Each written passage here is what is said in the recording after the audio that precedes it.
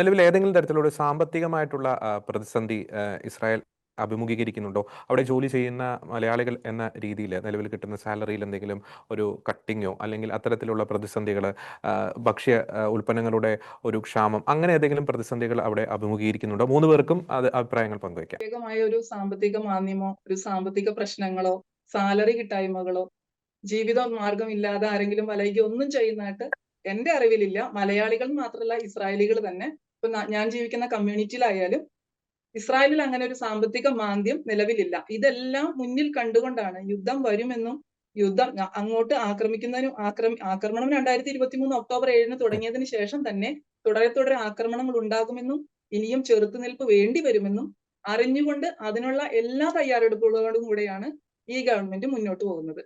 Israel government നമ്മുടെ മലയാളികളുടെ care ഗിവേഴ്സിന്റെ സാലറിയുടെ കാര്യത്തിലാണെങ്കിൽ ഏപ്രിലിൽ ഒരു ഇൻക്രീസ് ഉണ്ടായതാണ്. അത് അതേപോലെ തന്നെ കണ്ടിന്യൂ ചെയ്യുന്നു. അത് കിട്ടാത്ത ആരും തന്നെ ഉണ്ടെന്ന് എനിക്ക് തോന്നുന്നില്ല. ഭക്ഷ്യവസ്തുക്കളും എന്റെ അറിവിൽ ആരും തന്നെ ഇല്ല കിട്ടാത്ത. ഇതുവരെ എന്ത് കിട്ടിക്കൊണ്ടിരുന്നോ അതേ അളവിൽ അല്ലെങ്കിൽ അതിൽ കുറച്ചുകൂടി കൂടുതൽ അളവിൽ മാത്രമേ ഇപ്പൊ കിട്ടുന്നുള്ളൂ എന്ന് എന്റെ അനുഭവം അതാണ്. ഞാൻ അന്വേഷിച്ചിടത്തോളം, ഇവിടെയുള്ള ജോലി ചെയ്യുന്നവരോടൊക്കെ ചോദിച്ചിടത്തോളം അങ്ങനെയാണ് എന്റെ അറിവ്. ഓക്കെ, ഡാരിസ്. ചേട്ടാ, സാലറി കൂട്ടിയതല്ലാതെ കുറച്ചതായിട്ട് ഇതുവരെ ഒരു അനുഭവം ഇല്ല കേട്ടോ. Okay okay. അപ്പൊ ഇന്ന് രാവിലെയും കൂടെ ഞങ്ങള് അപ്പാപ്പനും ഞാനും കൂടെ പോയിട്ട് നല്ല ഫ്രഷ് പച്ചക്കറിയും കുറച്ച് സാധനങ്ങളും കൂടെ വാങ്ങിച്ചുകൊണ്ട് രാവിലെ വന്നതേ ഉള്ളൂ. അപ്പൊ ഞാൻ അത്ഭുതപ്പെട്ടു പോയി. രാവിലെ കട ചെന്ന് കഴിഞ്ഞപ്പോഴത്തേക്കും ഇത്ര ഒരു ക്രിട്ടിക്കൽ ആയിട്ടുള്ള സാഹചര്യത്തിലും ഇതിന്റെ പ്രൊഡക്ഷനും ഇതിന്റെ ആ ഒരു നമ്മുടെ സൂപ്പർ മാർക്കറ്റിലേക്ക് എത്തിക്കണമല്ലോ, ഇതിന്റെ ആ ഒരു ഇതൊക്കെ എങ്ങനെയാണ് ഇവര് കൈകാര്യം ചെയ്യുന്നത്? നമ്മൾ ചില സമയത്ത് നമുക്ക് അത്ഭുതപ്പെട്ടു പോകും. ഒന്നിനും ഒരു ഇത് പറയാനായിട്ടില്ല. മെയിൻ ആയിട്ട് നമ്മുടെ സൈറനും നമ്മുടെ അലാമൊക്കെ വരുമ്പോൾ നമ്മൾ സുരക്ഷിതരായിട്ടിരിക്കുക. അവര് സൈന്യങ്ങൾ പറയുന്ന കാര്യങ്ങൾ ചെയ്യുക. അവര് അതൊരു വഴിക്ക് നടക്കും. നേരെ മറിച്ച് അതിന്റെ തൊട്ടിപ്പുറത്ത് ബാക്കി എന്തൊക്കെയാണോ അവർക്ക് നമ്മുടെ ആൾക്കാർക്ക് വേണ്ടത് അത് കൃത്യമായിട്ട് അക്കോമഡേറ്റ് ചെയ്യാനായിട്ട് അതിനായിട്ടുള്ള സാഹചര്യങ്ങൾ അവര് ചെയ്തിരിക്കും. Okay, yes. ഏറ്റവും ലാസ്റ്റായിട്ട് ഷൈനിലേക്ക് വരുമ്പോൾ ഈ ചോദ്യത്തിനുള്ള ഉത്തരവും പറയാം. ഒപ്പം തന്നെ ഒരു ചോദ്യം കൂടി ചോദിക്കാൻ വിട്ടുപോയിരുന്നു. അതായത് ഇപ്പോൾ ഈ ഒരു ഘട്ടത്തിൽ ജനങ്ങൾ പ്രദർശിപ്പിക്കുന്ന ആ ഒരു ഐക്യം, നമുക്കറിയാം വ്യത്യസ്ത രാഷ്ട്രീയ മനോഭാവമുള്ളവരുണ്ട്, വ്യത്യസ്ത മത സംവിധാനങ്ങളിൽ വിശ്വസിക്കുന്നവരുണ്ട്, ഹൈലി ഓർത്തഡോക്സ് ഉണ്ട്, നേരത്തെ അങ്ങ് പറഞ്ഞതുപോലെ. അപ്പോൾ ഈ ഒരു പ്രതിസന്ധി ഘട്ടത്തിൽ അവിടുത്തെ ഇസ്രായേലിലായിട്ടുള്ള ജനങ്ങൾ രാഷ്ട്രീയ ഭേദമന്യേ, ജാതി ഭേദമന്യേ, മതഭേദമന്യേ, അവരുടെ നിലപാട് ഭേദമന്യേ പ്രദർശിപ്പിക്കുന്ന ആ ഒരു ഐക്യം, അതിനെപ്പറ്റി കൂടി അങ്ങേക്ക് പങ്കുവയ്ക്കാം. ഓക്കെ, ആദ്യം നമ്മൾ നേരത്തെ ചോദിച്ച ആ ഒരു ഭക്ഷ്യവസ്തുക്കളുടെ ലഭ്യതയും അങ്ങനെ നമ്മൾ നേരിടുന്ന ആ ഒരു ബുദ്ധിമുട്ടുകൾ, അതിനെക്കുറിച്ച് പറഞ്ഞിട്ട് ഞാൻ അടുത്ത വിഷയത്തിലേക്ക് വരാം. ഇവിടെ റെസ്ട്രിക്ഷൻസ് ഉണ്ടെങ്കിൽ പോലും നമുക്ക് ദൂരയാത്ര പാടില്ല, അല്ലെങ്കിൽ ഗ്യാതറിംഗ് പാടില്ല, അങ്ങനെ പറയുമ്പോൾ പോലും നമ്മുടെ അവശ്യ വസ്തുക്കൾ ലഭിക്കുന്ന സൂപ്പർ മാർക്കറ്റുകൾ അങ്ങനെയൊക്കെയുള്ള എല്ലാം തുറന്നു പ്രവർത്തിക്കുന്ന ഒരു സാഹചര്യമാണ് ഇപ്പൊ നിലവിലുള്ളത്.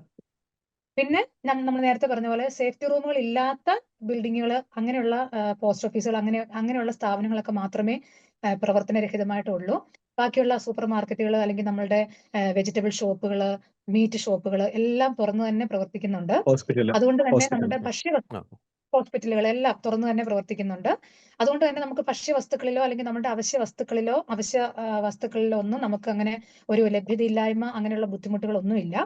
അതുപോലെ തന്നെ ഇവിടെയുള്ള ആൾക്കാര് നമ്മുടെ നാട്ടില് ചെയ്യുന്നത് പോലെ ഒരു ദിവസത്തേക്കോ 2 ദിവസത്തേക്കുള്ള പർച്ചേസിംഗ് ഒന്നുമില്ല. അവർ പർച്ചേസ് ചെയ്യുമ്പോഴത്തേക്കും കുറേയേറെ ദിവസങ്ങളിലേക്ക് ഒരുമിച്ച് പർച്ചേസ് ചെയ്യുന്ന ഒരു ശീലമൊക്കെയാണ് മജോറിറ്റി ആൾക്കാർക്കും ഉള്ളത്. അങ്ങനെ അല്ലാത്ത ആൾക്കാരും ഉണ്ട് കേട്ടോ, എല്ലാവരെയും ഞാൻ അടച്ചു പറയുമല്ല.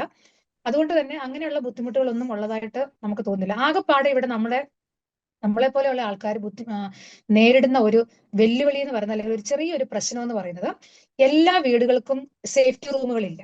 സേഫ്റ്റി റൂമുകൾ ഇല്ലാത്ത വീടുകളുണ്ട്. ഈ ഒത്തിരി പഴയ കെട്ടിടങ്ങളാണെങ്കിൽ അവർക്ക് സ്വന്തമായിട്ട് ഓരോ വീടുകൾക്കും അല്ലെങ്കിൽ ഓരോ അപ്പാർട്ട്മെന്റുകൾക്കും സ്വന്തമായിട്ട് സേഫ്റ്റി റൂമുകൾ ഇല്ലാത്ത ഒരു പ്രശ്നമുണ്ട്. അവർക്ക് തുറസായ സ്ഥലങ്ങളിലേക്ക് ഇറങ്ങിപ്പോയി ചിലപ്പോൾ ഒരു 500 മീറ്റർ ദൂരം അല്ലെങ്കിൽ 10 മിനിറ്റ് നടന്ന് ഓടിപ്പോകേണ്ട ദൂരത്തേക്കൊക്കെ എത്തിപ്പെടേണ്ട ഒരു സാഹചര്യമുണ്ട്. അപ്പൊ ഞങ്ങളെ പോലെയുള്ള ജോലി ചെയ്യുന്ന ആൾക്കാര് ടേക്ക് കെയർ ചെയ്യുന്ന എംപ്ലോയർമാരെയും കൂടി കൂട്ടിക്കൊണ്ട് പോകൽ ഒരിച്ചിരി ബുദ്ധിമുട്ടാണ്. ഇനി അങ്ങനെ പോകാനായിട്ട് ഞങ്ങൾക്ക് പെർമിഷൻ ഉണ്ടെങ്കിൽ പോലും അത് അനുവദിക്കാത്ത ഫാമിലികൾ ഉണ്ട്. അങ്ങനെ ഒരു ചെറിയ ബുദ്ധിമുട്ട്, ഒരു ചെറിയൊരു ക്രൈസിസ് ഞങ്ങളുടെ സമൂഹത്തിനിടയിൽ, ഞങ്ങളുടെ കമ്മ്യൂണിറ്റിക്കിടയിൽ നമ്മൾ ഫേസ് ചെയ്യുന്നുണ്ട്. അപ്പൊ അതിനുള്ള നിയമവശങ്ങൾ എന്തൊക്കെയാണെന്ന് നമ്മൾ പഠിച്ചുകൊണ്ടിരിക്കുന്നു, എങ്ങനെയാണ് നമുക്ക് അതിനെ കൈകാര്യം ചെയ്യാൻ പറ്റുക എന്നുള്ളത്. പിന്നെ ഇതിനകത്ത് എടുത്തു പറയേണ്ട ഒരു കാര്യം, ഞാൻ നേരത്തെ പറഞ്ഞ പോലെ നമ്മൾ ടേക്ക് കെയർ ചെയ്യുന്ന എംപ്ലോയർമാർ നമ്മുടെ സ്വന്തം ആൾക്കാരെ പോലെ കാണുമ്പോൾ പെട്ടെന്ന് സൈറൻ വരുമ്പോൾ നമുക്ക് പോകാൻ പറ്റുന്ന ഒരു സാഹചര്യം ആണെങ്കിൽ പോലും അവരെ ഒറ്റയ്ക്ക് ഇട്ടിട്ട് പോകാൻ പറ്റാത്ത ഒരു മനസ്സില്ലായ്മ നമ്മുടെ ആൾക്കാർ ഫേസ് ചെയ്യുന്നുണ്ട്. അതും ഒരു ക്രൈസിസ് ആണ്. അപ്പൊ ഇങ്ങനെ ഒരു എന്താ പറയാ സൗമ്യ ചേച്ചി മരിച്ചത്. അങ്ങനെയാണ് അതെ, നമ്മുടെ സൗമ്യ ചേച്ചിക്ക് നമ്മുടെ അപകടം പറ്റിയത്. മനസാക്ഷിക്കും നിയമത്തിനും ഇടയ്ക്ക് നിൽക്കുന്ന ഒരു ക്രൈസിസ് ഞങ്ങൾ ഇവിടെ നേരിടുന്നുണ്ട്. അതൊരു വലിയൊരു പ്രശ്നമാണ്. അതല്ലാതെ ജീവിത സാഹചര്യങ്ങളിൽ നമുക്ക് അങ്ങനെ വലിയ ബുദ്ധിമുട്ടുകളൊന്നുമില്ല. പിന്നെ ഇവിടുത്തെ ഇസ്രായേൽ ജനതയുടെ ഇപ്പോഴത്തെ നിലവിലത്തെ സാഹചര്യം അനുസരിച്ച് മറ്റുള്ളവരോടുള്ള ഒരു മനോഭാവവും പെരുമാറ്റവും നോക്കിയാൽ എനിക്ക് തോന്നുന്നു ഇവിടെ നമ്മുടെ ഇസ്രായേൽ ഗവൺമെന്റ് ഇസ്രായേൽ സിറ്റിസൻസിനെ എങ്ങനെ കാണുന്നോ, എങ്ങനെ കരുതുന്നോ, അതേപോലെ തന്നെയാണ് മറ്റുള്ള സിറ്റിസൻസിനെ നമ്മൾ അവർ ചേർത്ത് പിടിക്കുന്നത്. അതിപ്പോ നിയമപരമായിട്ടാണെങ്കിലും സാലറി പരമായിട്ടാണെങ്കിലും ജീവിതപരമായിട്ടാണെങ്കിലും എന്തുമായിക്കോട്ടെ, എല്ലാ ഏരിയയിലും എല്ലാവരെയും ഒരേപോലെ ചേർത്ത് നിർത്തുന്ന ഒരു ഗവൺമെന്റ് ആണ്, ഒരു സമൂഹമാണ്. ഒരു സാലറി ഇൻക്രിമെന്റ് വന്നാൽ പോലും അത് ഇസ്രായേലികൾക്ക് വേണ്ടി മാത്രമല്ല, എല്ലാവർക്കും ഒരേപോലെയാണ്. സാലറി സ്കെയിൽ ആണെങ്കിലും ആനുകൂല്യങ്ങളാണെങ്കിലും എല്ലാം ഒരേപോലെ തന്നെയാണ്. യുദ്ധത്തിൻ്റെതായ സാഹചര്യങ്ങൾ വന്നിട്ട് നമുക്ക് പ്രത്യേകിച്ച് അങ്ങനെ വലിയ കട്ടിങ്ങോ കാര്യങ്ങളോ അങ്ങനെയൊന്നുമില്ല.